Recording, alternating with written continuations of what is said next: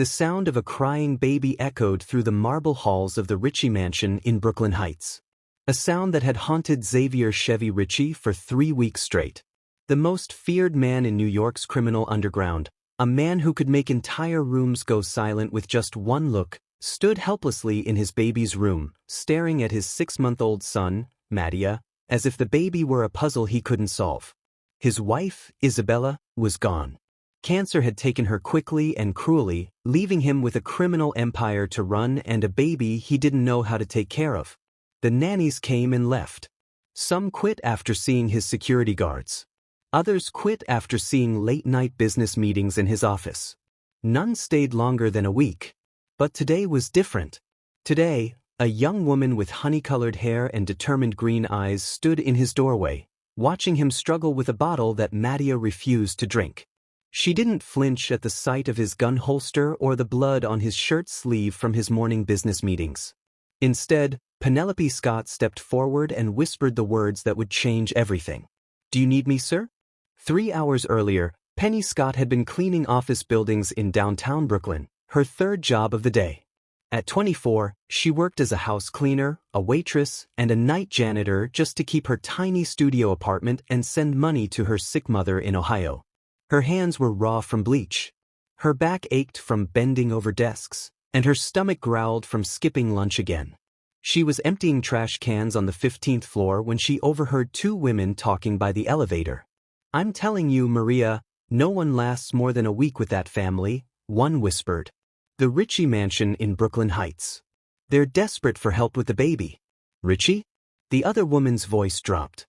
"As in Xavier Ricci, the one they call the Wolf? Are you insane? The pay is $5,000 a week cash, no questions asked." Penny's cleaning rag froze mid-wipe.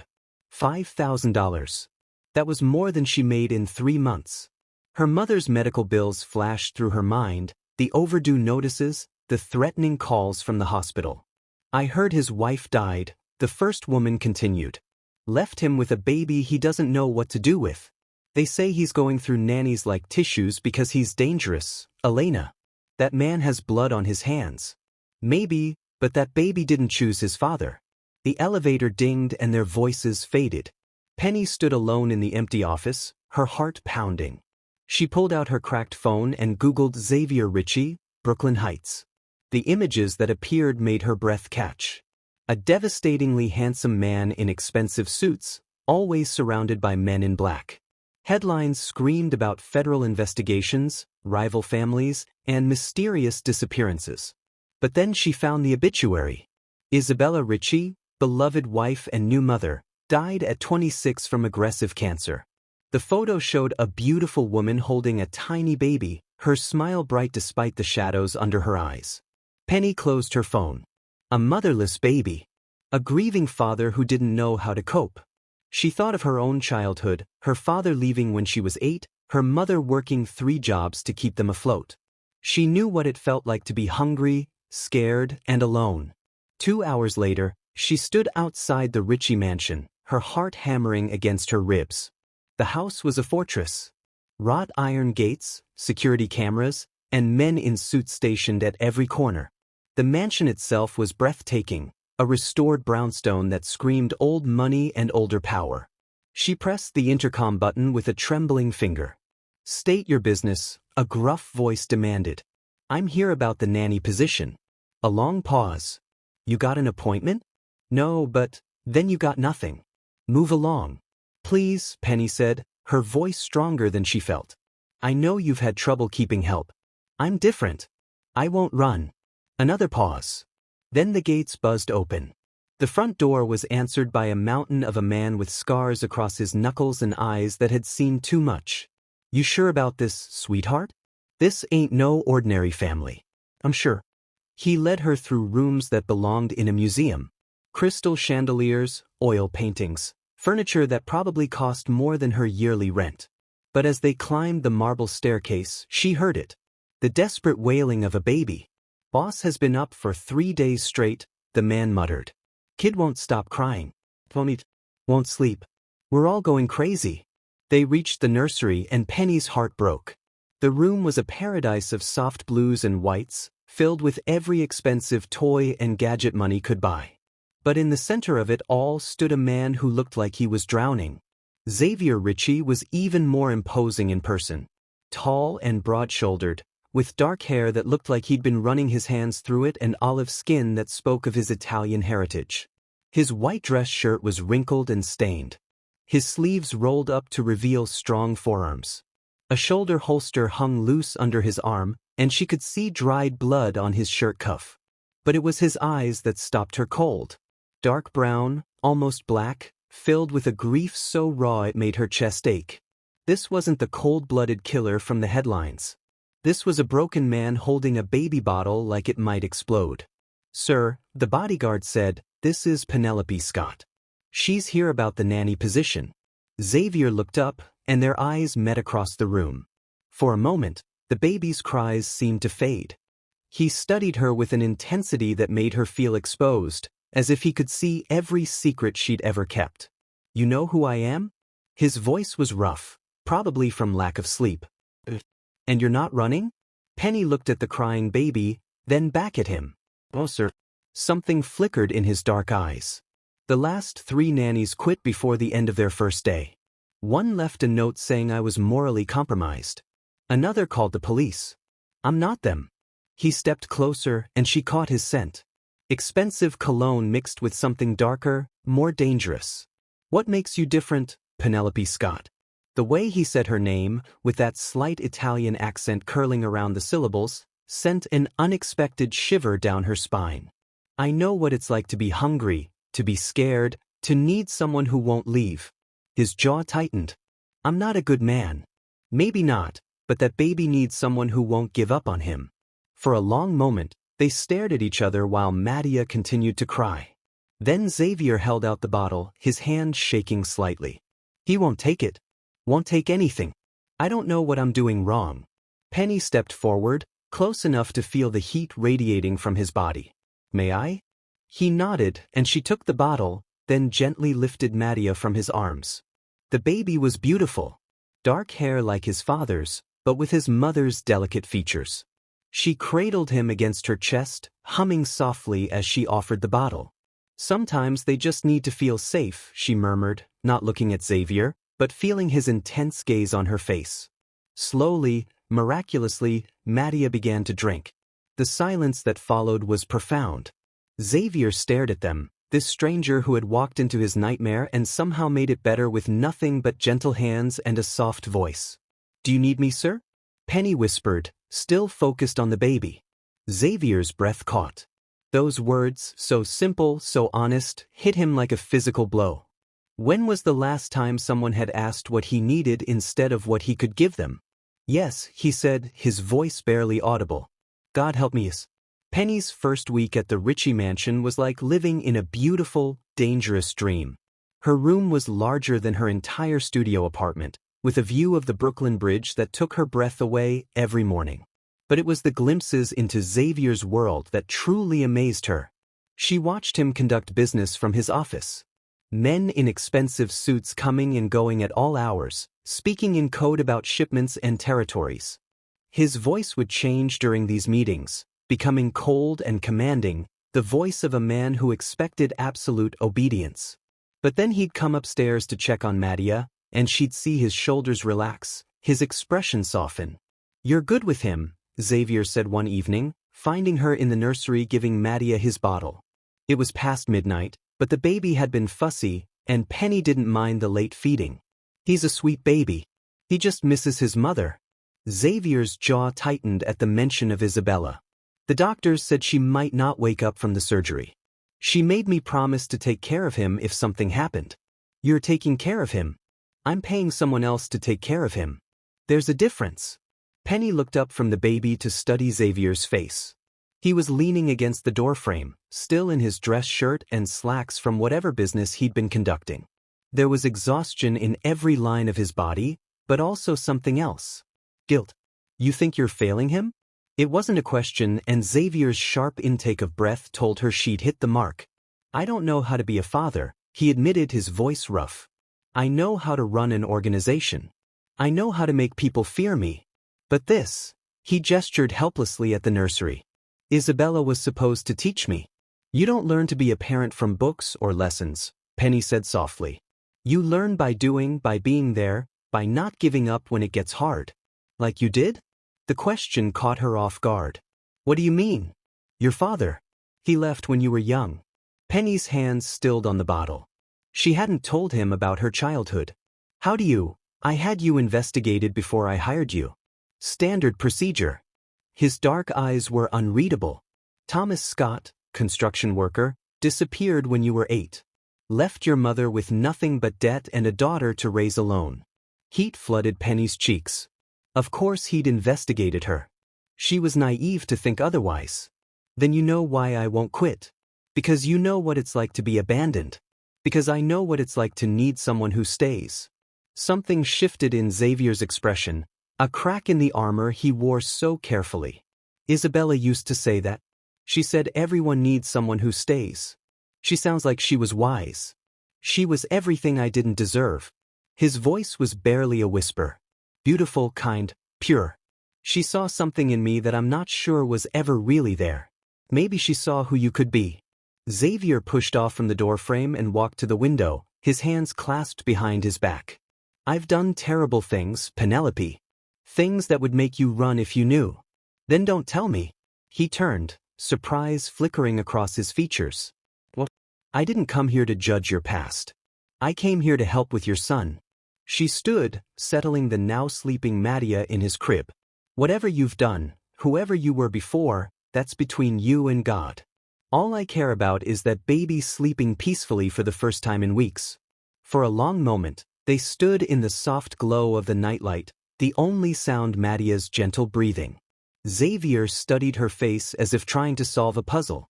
You're not what I expected. What did you expect? Someone who would either worship me or fear me. You do neither. Penny met his gaze steadily. Should I? Most people do. I'm not most people. A ghost of a smile touched his lips. No, you're not. The moment was broken by the sound of footsteps in the hallway. Marco, Xavier's right-hand man, appeared in the doorway. Boss, we got a problem. The Torino family is making moves on our territory in Red Hook. Xavier's entire demeanor changed. The vulnerable man who'd been sharing his fears vanished, replaced by the cold, calculating leader she'd heard about. How many men? 6 that we can see. Probably more. Get the cars ready. Call Nico and tell him to meet us there with backup. You got it, boss. As Marco disappeared, Xavier turned back to Penny. The transformation was startling. His eyes had gone flat and dangerous. His jaw set in hard lines. I have to go. Will you be safe? The question seemed to surprise him. Why do you care? Because Mattia needs his father. Something flickered in his dark eyes. And you? Do you need anything? The question hung in the air between them, loaded with implications neither was ready to explore. Penny's heart hammered against her ribs as she looked at this dangerous, complicated man who was slowly becoming more than just her employer. Just come home safe, she whispered. Xavier stepped closer, close enough that she could see the flecks of gold in his dark eyes. You realize what you're getting into staying here? This life, this world. It's not safe. People who get close to me tend to get hurt. Is that a warning or a threat? It's the truth. Penny lifted her chin, meeting his intense gaze. Then I guess it's a good thing I'm not easily scared. For a moment, she thought he might reach for her. His hand twitched at his side, and his eyes dropped to her lips. But then he stepped back, the professional distance sliding back into place. Lock the doors after I leave. Don't open them for anyone but Marco or me. How will I know it's really you? Xavier paused at the doorway, a genuine smile breaking across his face for the first time since she'd met him. I'll ask if you need me. After he left, Penny stood in the quiet nursery, her heart racing. She was falling for him, this dangerous, broken man who carried the weight of the world on his shoulders. It was foolish, reckless, and completely inevitable. Outside, she heard the roar of expensive engines as Xavier and his men disappeared into the Brooklyn night. She whispered a prayer for his safety, then settled into the rocking chair to wait for his return. She was beginning to understand that in Xavier Ricci's world, every goodbye might be the last. Xavier returned at dawn with blood on his knuckles and fire in his eyes. Penny was in the kitchen making coffee when she heard the front door slam, followed by the heavy sound of his footsteps on the marble floor. "Penny?" His voice echoed through the mansion, rough with exhaustion and something else. Relief. "In here," she called softly, not wanting to wake Madia. He appeared in the doorway and her breath caught. His white shirt was torn and stained, his dark hair disheveled. There was a cut above his left eyebrow and bruises forming along his jaw. But he was alive, and that was all that mattered. "You're hurt," she said, setting down her coffee mug. "It's nothing. Sit down." Her voice carried an authority that surprised them both. Xavier's eyebrows rose, but he obeyed, settling onto one of the kitchen bar stools. Penny wet a clean dish towel and approached him carefully, as if he were a wounded animal that might bolt. "This might sting," she warned, gently dabbing at the cut above his eyebrow. Xavier hissed but didn't pull away. Up close, she could see the exhaustion etched in every line of his face, the weight of responsibility that never left his shoulders. "What happened?" she asked quietly. "The Torinos thought they could muscle in on our operations. They were wrong. Are they alive?" "Most of them." His dark eyes met hers. "Does that bother you?" Penny continued cleaning his wounds, her touch gentle but sure. "I told you, I'm not here to judge. Even if I told you I put 3 men in the hospital tonight, did they deserve it?" The question seemed to surprise him. "What kind of answer are you looking for?" "An honest one." Xavier was quiet for a long moment, studying her face as she worked. "They threatened my family, my business, my son. So yes, they deserved it. Then I'm glad you're the one who came home." Something shifted in Xavier's expression. His hand came up to cover hers, stilling her movements. "You mean that?" Penny's heart hammered as she looked into his dark eyes. "Because Madia needs you.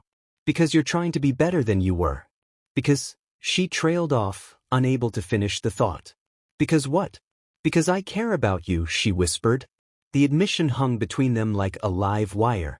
Xavier's thumb traced across her knuckles, his touch sending electricity up her arm. "You shouldn't." "Too late." Xavier's voice was rough, warning. "I know what you're going to say. That this is dangerous, that I don't understand your world, that I should run while I still can." "You should. But I won't." Xavier stood abruptly, forcing her to step back. He began pacing the kitchen like a caged animal. "You don't understand. The Torinos, tonight was just the beginning. They'll come back, and when they do, they'll target everything I care about. Then protect it. I'm trying to." He spun to face her, his eyes blazing. "Don't you see? That's why I can't. Why we can't." "Can't what?" He gestured between them. "Whatever this is becoming." Penny stepped closer, her chin lifted defiantly. "And what is it becoming, Xavier?" He stared at her for a long moment, his chest rising and falling rapidly. "Something that could get you killed." "I'm not afraid." "You should be." "I'm not a good man, Penny. I've killed people. I've destroyed lives.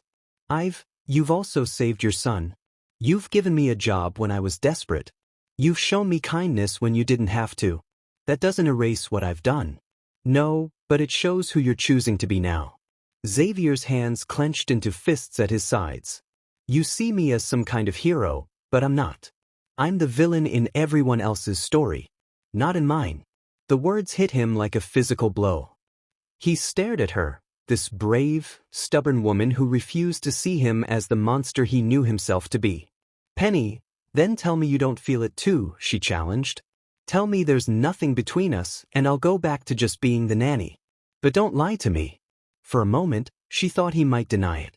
Then he crossed the kitchen in 3 quick strides and cupped her face in his hands. "I feel it," he said roughly.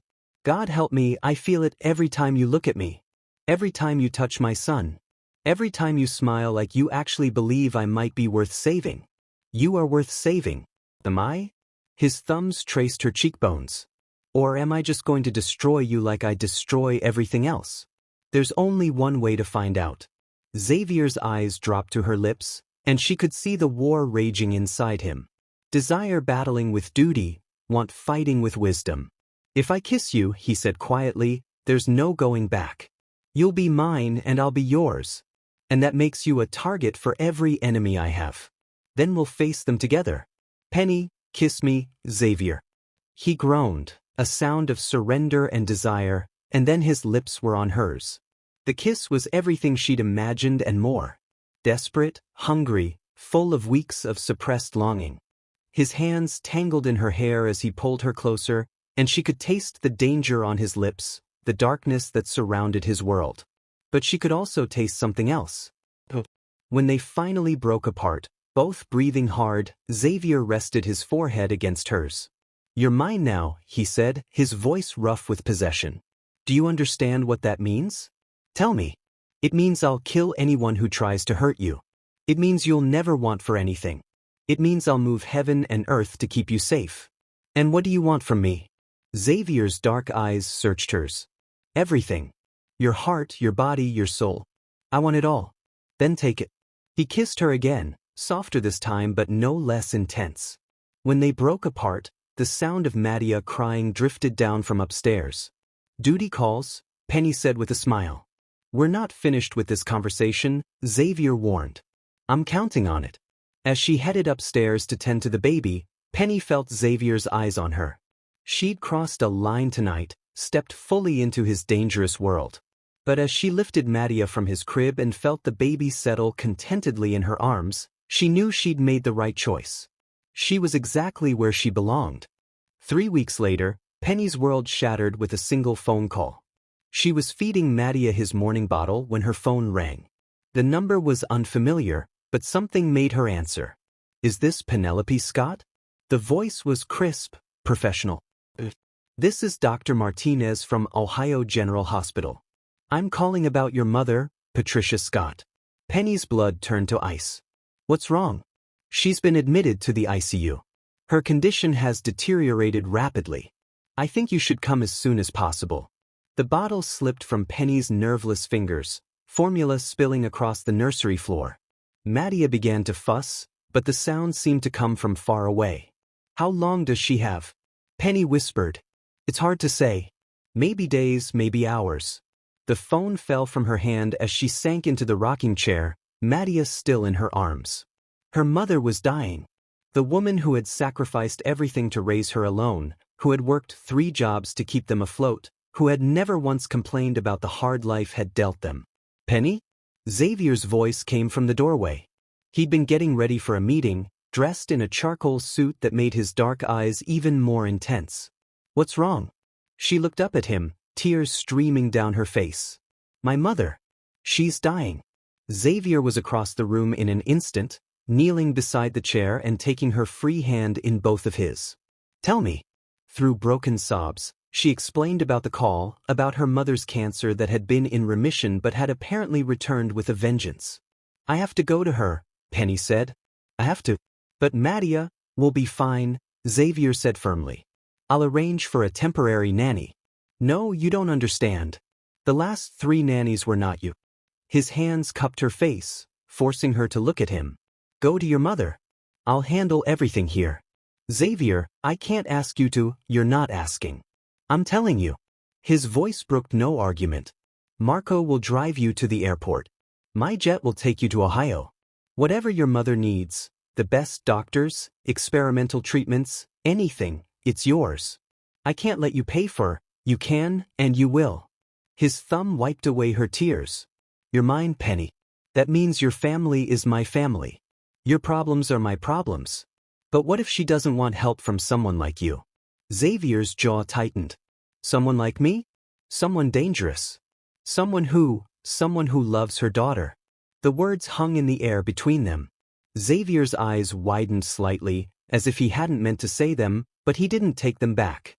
"Xavier, go," he said roughly, "before I change my mind and keep you here where you're safe." 2 hours later, Penny was on Xavier's private jet, watching Brooklyn disappear beneath the clouds. Her heart was breaking for her mother, for leaving Madia, for the look in Xavier's eyes when she'd walked out the door. Ohio General Hospital was a far cry from the luxury she'd grown accustomed to in Brooklyn. The halls smelled of disinfectant and despair, and her mother's room was small and sterile. But Patricia Scott's face lit up when she saw her daughter, even though the cancer had ravaged her body. Penny, sweetheart. You came. Of course I came. Penny took her mother's frail hand, shocked by how thin she'd become. Why didn't you tell me it was this bad? I didn't want to worry you. You said you found a good job, and I didn't want to ruin that. Nothing is more important than you. They talked for hours about Penny's childhood, about her father who'd left them, about dreams and regrets and love. Her mother drifted in and out of consciousness, but during her lucid moments, she peppered Penny with questions about her new life. This family you work for, Patricia said during one of these moments, tell me about them. Penny hesitated. How could she explain Xavier? How could she tell her dying mother that she'd fallen in love with a man who killed people for a living? The father lost his wife, she said carefully. He's raising his son alone. It's complicated. You care about him. It wasn't a question. Patricia had always been able to read her daughter like a book. And he cares about you. Penny thought about Xavier's hands on her face, his promise to move heaven and earth to keep her safe. Then why do you look so sad when you talk about him? Because he's not a good man, Mum. He's done terrible things. Patricia was quiet for a long moment. Do you know why your father left? The change of subject surprised Penny. Because he couldn't handle the responsibility. No, sweetheart. He left because he was afraid. Afraid of what? Of not being good enough for us, of failing us, of becoming the kind of man his own father was. Patricia's eyes were clear and focused. Some men run from their darkness. Others fight it every day. The question is, which kind of man is he? Before Penny could answer, her phone buzzed with a text from Xavier. How is she? Not good, Penny typed back. The doctors say maybe a day or two. I'm sorry. Maddie misses you. So do I. How is he? Crying a lot. Turns out you spoiled us both. Despite everything, Penny smiled. I'll be home soon. Take all the time you need. I love you. The words on the screen blurred as tears filled her eyes. He loved her. This dangerous, complicated man loved her. He's the kind who fights, she whispered to her mother. Patricia smiled. Then hold on to him, sweetheart. Good men who fight their demons are rare. That night, Patricia Scott passed away peacefully in her sleep, her daughter's hand in hers. Penny sat beside the bed for a long time, numb with grief. Her mother was gone. The woman who had been her anchor, her strength, her everything. Gone. Her phone rang. Xavier. Penny, how are you holding up? She's gone, Penny whispered. Silence. Then, I'm coming to get you. Xavier, you can't leave Madia. Marco's wife is watching him. I'm already in the car. It's a 6-hour drive. Then I'll be there in 4. Xavier, you're not alone, Penny. You'll never be alone again. Do you understand me? Through her tears, she smiled. I love you. I love you too. As she hung up, Penny realized her mother had been right. Xavier was the kind of man who fought his demons. And now he was fighting for her too. Xavier arrived at the hospital as the sun was rising, looking like he'd driven through hell to get there. His usually perfect hair was disheveled, his shirt wrinkled, and there was a wild look in his dark eyes that spoke of desperation and relief. Penny. He crossed the waiting room in 3 quick strides and pulled her into his arms, holding her so tightly she could barely breathe. You came? She whispered against his chest. Did you think I wouldn't? She pulled back to look at him, this dangerous man who had driven 6 hours through the night just to hold her while she grieved. What about your meeting? Your business? Nothing matters more than you. The simple words broke something open inside her chest. She collapsed against him, finally letting herself cry. For her mother, for the years of struggle, for the overwhelming relief of not being alone. Xavier held her through it all, his hands stroking her hair, his voice murmuring soft reassurances in Italian. When the storm finally passed, he cupped her face in his hands. Tell me what you need. I need to go home, she said. I need to see Madia. I need you. Something fierce and possessive flashed in his eyes. You have me, boys. The funeral was small, just Penny, Xavier, and a handful of her mother's friends. Xavier stood beside her at the graveside, his presence a solid anchor in her sea of grief. When the service ended, he took her hand and led her to a quiet spot under an old oak tree. Your mother would have liked this place, he said, looking out over the rolling hills of the cemetery. How do you know? Because it's peaceful. Because it's beautiful. Because it's worthy of someone who raised a daughter like you. Penny's eyes filled with tears again. She would have liked you too. Even knowing what I am? Especially knowing what you are. She turned to face him fully. She told me that good men who fight their demons are rare. She was right. Xavier was quiet for a long moment. I want to be the man you see when you look at me. You already are. No, I'm not. But I'm trying. He reached into his jacket pocket and pulled out a small velvet box. I was going to wait, plan something elaborate, romantic. But standing here, in this place where your mother is laid to rest, it feels right to ask. Penny's breath caught as he dropped to one knee. Penelope Scott, he said, his voice rough with emotion, you walked into my life when I was drowning. You saved my son. You saved me. You made me believe that maybe I could be more than the sum of my sins. He opened the box, revealing a stunning diamond ring that caught the afternoon sunlight. Marry me. Not because it's practical or safe or smart. Marry me because I love you more than I thought it was possible to love another person.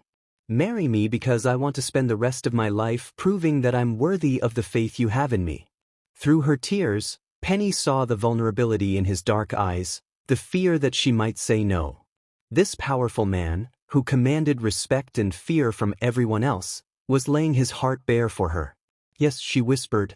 Relief flooded his features as he slipped the ring onto her finger. It fit perfectly, as if it had been made for her. Yes, he repeated, standing and pulling her into his arms. Yes, Xavier Ricci. I'll marry you. He kissed her then, deep and desperate and full of promise. When they broke apart, both breathing hard, he rested his forehead against hers. We should go home, he said. Mattia needs his mother. The word hit Penny like a physical blow. Mother? If you'll have him. If you'll have us. Xavier, I know it's fast. I know it's crazy. But that little boy loves you, and you love him. I see it every time you look at him. Of course I love him. But his real mother, Isabella, is gone, Xavier said gently, and she's never coming back. But you're here. You're real, and you love him like he's your own. Penny thought about Mattia's sweet face, his tiny hands reaching for her, the way he settled so peacefully in her arms. I do love him. Then be his mother. Be my wife. Be part of this family we're building from the broken pieces of our past. What about your world? The danger? Xavier's jaw tightened. I'll protect you both. Whatever it takes. Promise me something. Anything. Promise me you'll try to find a way out. Not today, not tomorrow, but someday. Promise me you'll try to build something legitimate for Mattia to inherit. Xavier was quiet for a long moment, considering her words. It won't be easy. There are obligations, loyalties. I'm not asking for easy. I'm asking for possible. For him. I'll find a way. They flew back to Brooklyn that evening, and Penny's heart lifted when she saw the mansion's lights twinkling in the distance. Somehow, this dangerous, beautiful place had become home. Marco met them at the door, his usually stoic expression showing relief. Boss, thank God you're back. The kid's been screaming for hours. My wife's about ready to quit. They found Mattia in his nursery, red-faced and furious, while Marco's wife paced the floor looking frazzled. Oh, thank goodness, the woman said when she saw them. I don't know what's wrong with him. He won't eat, won't sleep, just cries. Penny crossed to them and gently took Mattia from the woman's arms. The baby's cries immediately quieted to soft hiccups as he snuggled against her chest. He missed his mama, Xavier said softly, watching them with an expression of pure love. Mama, Penny repeated, testing the word. It felt right. Perfect. Welcome home, Xavier said, wrapping his arms around both of them. As they stood there in the soft glow of the nursery, Penny realized that her mother had been right about something else. Sometimes the most beautiful things grew from the darkest soil. Her love for Xavier, their little family, this new life they were building together. It had all grown from loss and pain and the courage to hope for something better. Do you need me, sir? She asked, echoing the words that had started it all. Xavier's smile was radiant. Boys. Outside, Brooklyn glittered in the darkness, full of danger and possibility. But inside the Ricci mansion, a new family had been born, built on love, forgiveness, and the unshakable belief that even the darkest hearts could find redemption in the light of unconditional love. 2 years later, Penny Ricci stood on the terrace of their new home in the Hamptons, watching her husband push their son on the swing set he'd installed last month. Mattia's delighted squeals filled the air as Xavier made airplane noises, his expensive suit jacket long since discarded. "Higher, Papa, higher. Any higher and you'll reach the moon, Piccolo," Xavier laughed. But he pushed harder anyway. Penny's hand moved instinctively to her rounded belly, where their second child grew. A daughter, the ultrasound had revealed. Xavier had cried when they found out, this dangerous man reduced to tears by the thought of a little girl with her mother's green eyes. The legitimate businesses were thriving. Xavier had kept his promise, slowly transitioning away from the darker aspects of his empire. It hadn't been easy. There had been threats, violence, moments when Penny feared they wouldn't survive. But they had. Together. "Mama," Mattia called out, waving enthusiastically. "Look how high I go." "I see, baby. You're flying." Xavier caught her eye over their son's head and smiled, that devastating smile that still made her heart skip. He'd changed so much from the broken man she'd first met. The shadows were still there, probably always would be, but they no longer defined him. "Do you need me, sir?" she called out, their old joke now a cherished ritual. "Always," he called back, his voice carrying across the garden. As the sun set over Long Island, painting the sky in shades of gold and pink, Penny reflected on the journey that had brought them here. From a desperate woman cleaning offices to the wife of a reformed crime boss, mother to a beautiful boy and another child on the way. Sometimes salvation came in the most unexpected forms. Sometimes it whispered, "Do you need me, sir?" and changed everything forever.